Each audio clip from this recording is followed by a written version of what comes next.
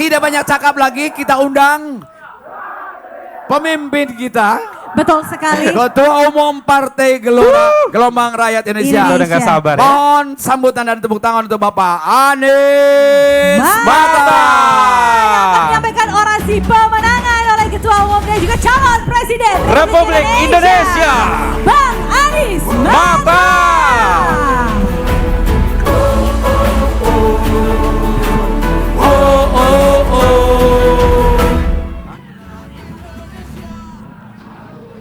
Assalamualaikum warahmatullahi wabarakatuh.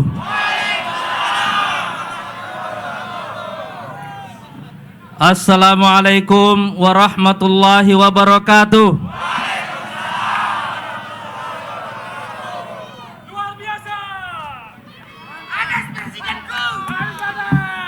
Oke, tertib ya. Sebentar. Biar Pak Anies bicara dulu, yang lain diam ya.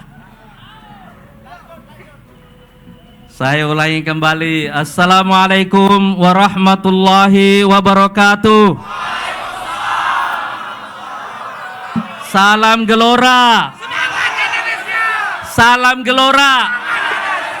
Salam Gelora. Salam Gelora. Salam Gelora. Salam Gelora. Salam Gelora. Salam Gelora.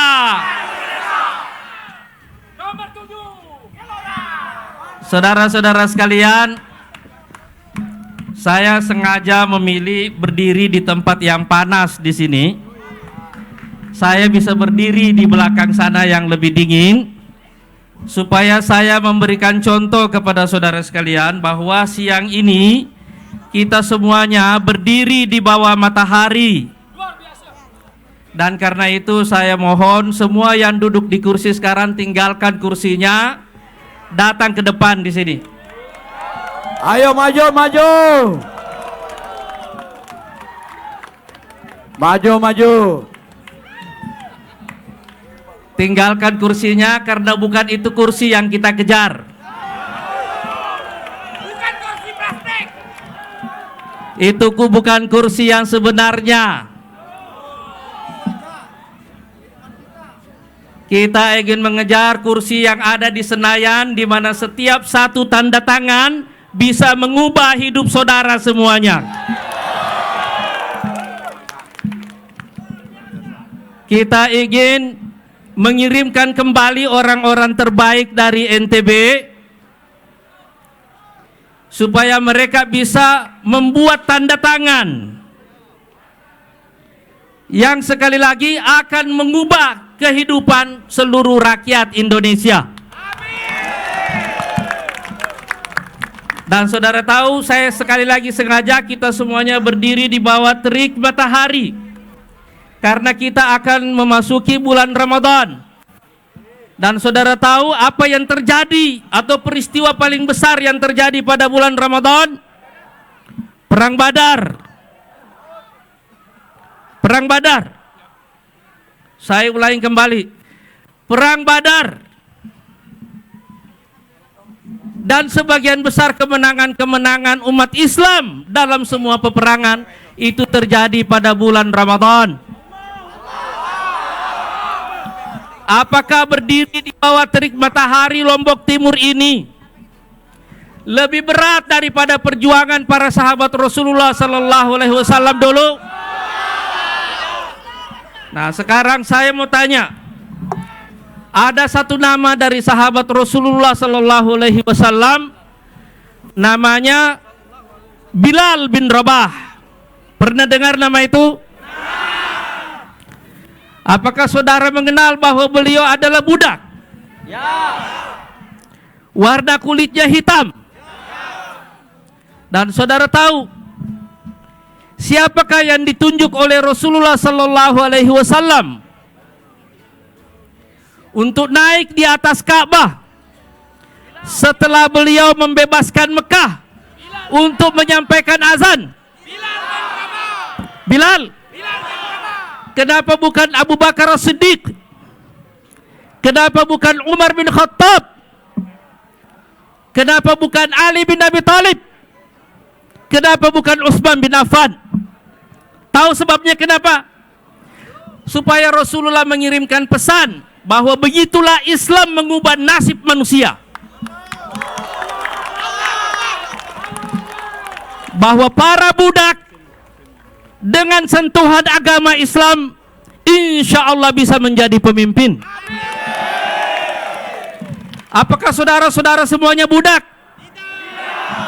Kalau begitu lebih gampang jadi pemimpin insya Allah.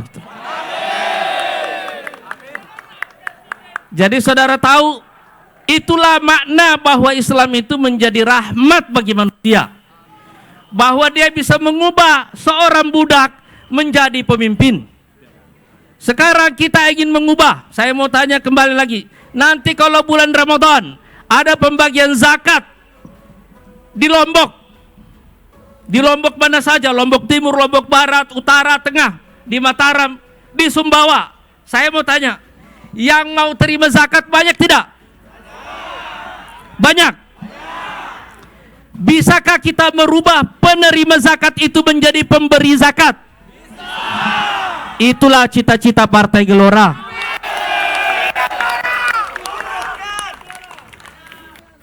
Mau terus jadi penerima zakat? Bersedia menjadi pemberi zakat? Berjuang bersama Gelora.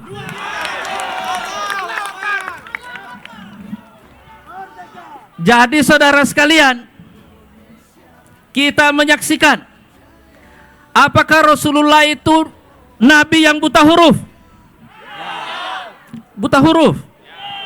Makanya disebut An-Nabiyul Ummi.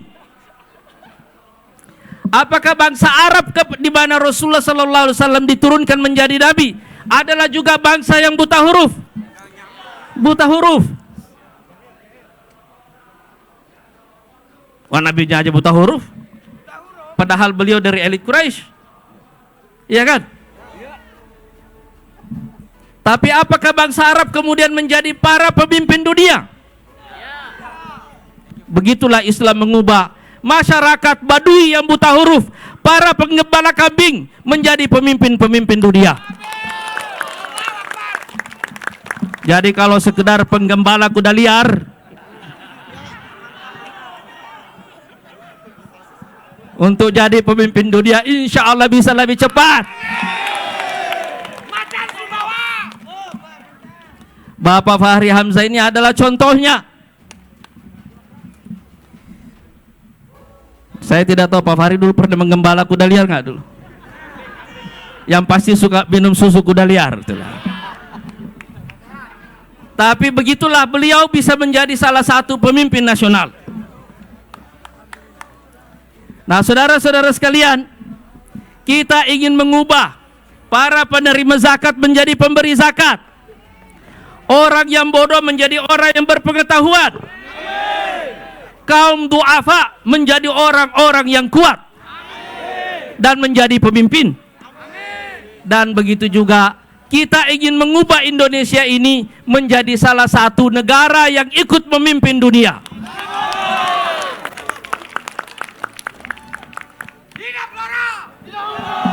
Tahu ada negara yang namanya Amerika? Mau nggak kira-kira saudara semuanya menjadikan Indonesia sekuat, semaju, dan semakmur Amerika? Tahu ada negara yang namanya Cina? Mau nggak saudara semuanya menjadikan Indonesia ini sekaya, semakmur, dan semaju Cina? Tahu ada negara yang namanya Rusia? Tahu ada negara yang namanya Eropa? Kawasan namanya Eropa itu ya. Inggris tahu, Prancis tahu, Belanda tahu, Jerman tahu. Itu semua negara makmur. Oh, tempatnya Ronaldo. Ronaldo dari mana? Hafal dong.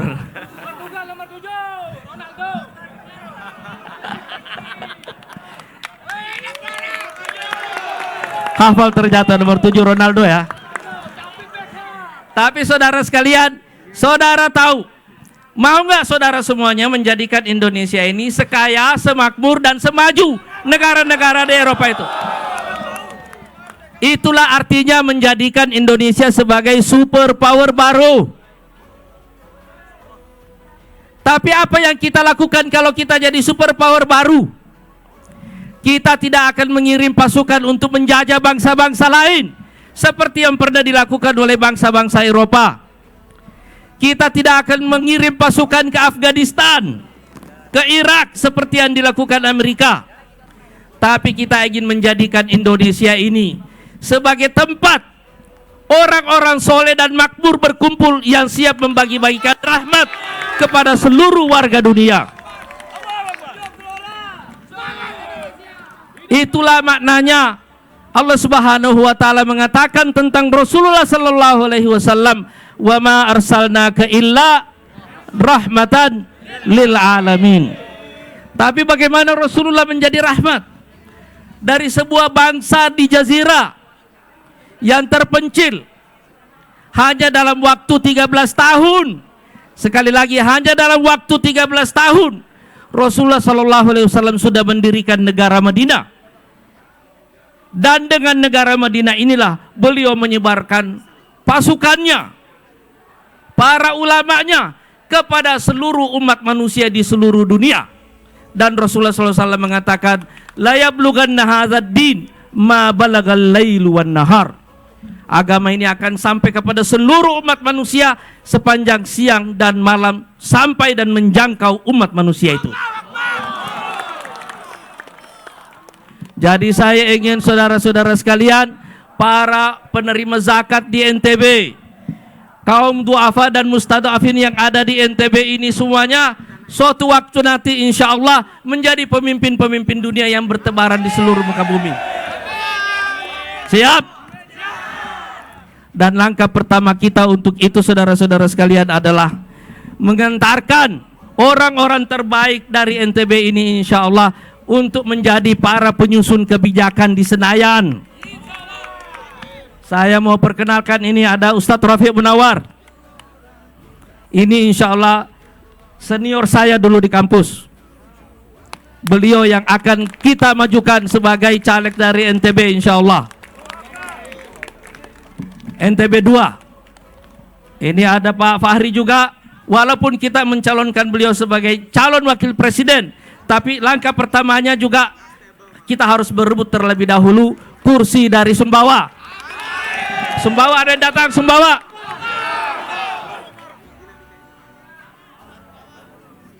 Mana ketua DPW kita? Ketua DPW kita mana?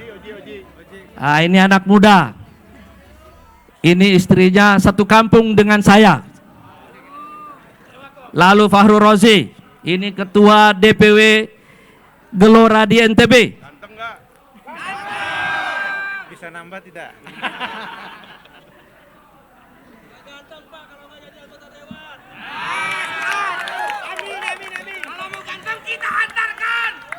Jadi kita ingin merebut semua kursi-kursi itu, insya Allah bukan untuk kita duduki dan kita nikmati, tetapi tempat di mana kita menandatangani kebijakan yang akan mengubah hidup saudara-saudara semuanya. Dan saudara sudah tahu apa yang kita cita-citakan itu tadi. Ini ada kiai kita di sini. Beliau tidak jadi caleg di sini. Tuan guru kita di sini. Tuan guru Muslih. Ada Tuan guru Gunawan. Ini caleg juga ini. Kalau Tuan guru Muslih bukan caleg, ini yang mendukung caleg semua. Ada Syekh Umar Ubaid. Dan ini ada pimpinan-pimpinan DPD yang lainnya semuanya, insya Allah. Mana Khalid? Ini orang Belanda nih. Hah? Lombok Tengah, ketua DPD. Istrinya orang Belanda. Nah, ini istrinya orang Belanda gitu.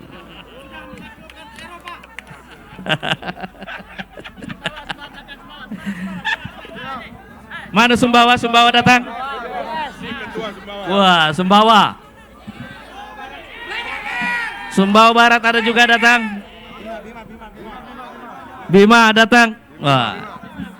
Yang dari Lombok mana? Lombok. Mataram. Mana? Coba lihat. Ini Lombok Barat. Ini Lombok Barat. Lalu Suardi. Mana lagi? Oh, banyak provinsi ya. Siap, Pak. Insya Allah. Kota Mataram. Mana lagi? Kota Mataram. Ini Kota Mataram. Ini Lombok Utara mana? Ini Lombok Barat. Lombok Barat. Lombok Utara mana? Lebih kurus. Lombok Utara. Nah, saudara-saudara sekalian, Tuan Guru Muslim dan Tuan Guru Gunawan serta para tuan guru yang hadir di sini, dengarkan baik-baik. Islam hanya bisa menjadi rahmat bagi umat manusia kalau Indonesia menjadi super power baru di dunia. Karena 4 kekuatan super power yang sekarang ada, Amerika, Cina, Rusia, dan Eropa, ini sekarang sedang berkelahi dan mengancam terjadinya perang dunia ketiga. Dan saudara-saudara sekalian, mungkin saudara jarang mendengarkan bahwa ancaman perang dunia ketiga itu nyata. Ancaman perang nuklir itu nyata. Tapi jangan sampai kita ini seperti orang yang pacaran di pinggir pantai, padahal tsunami akan datang. Itulah sebabnya, karena kekuatan dunia ini sedang berkelahi sesama mereka, maka kita perlu menjadikan Indonesia sebagai superpower baru. Untuk apa? Untuk menjadi juru damai bagi umat manusia. Itu tujuannya, supaya kita bisa membawa umat manusia ini kembali kepada kedamaian. Dan kita ingin menjadikan Indonesia ini sebagai contoh, seperti satu negeri yang pernah diceritakan di dalam Quran. Dengar dan tahu ada nabi yang namanya Nabi Sulaiman. Tahu tentara Nabi Sulaiman? Pasukannya laut, darat, dan udara. Ada manusia dan ada jinnya. Ada burung-burungnya, ada binatangnya, semua ada pasukannya. Teknologinya maju, militernya kuat, rakyatnya makmur, ekonominya makmur, dan rakyatnya soleh-soleh semuanya. Saya ingin menjadikan orang-orang soleh yang ada di NTB ini insya Allah sebagai tulang punggung dari sebuah bangsa yang militernya kuat, teknologinya maju, dan ekonominya makmur insya Allah. Itulah cita-cita Partai Gelora. Sekali lagi, para tuan guru dengarkan bahwa untuk menjadikan Islam sebagai rahmat, pertama-tama kita perlu menjadikan Indonesia sebagai superpower baru. Nah, saudara sekalian, saya mau tanya, bagaimana rasanya berdiri di bawah matahari?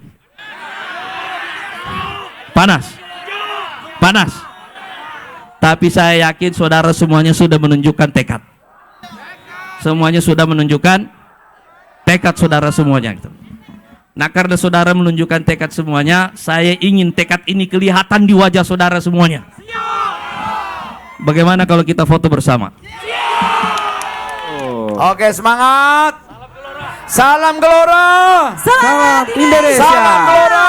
Semangat Indonesia. Salam Gelora. Semangat Indonesia. Salam Gelora. Semangat Salam Gelora.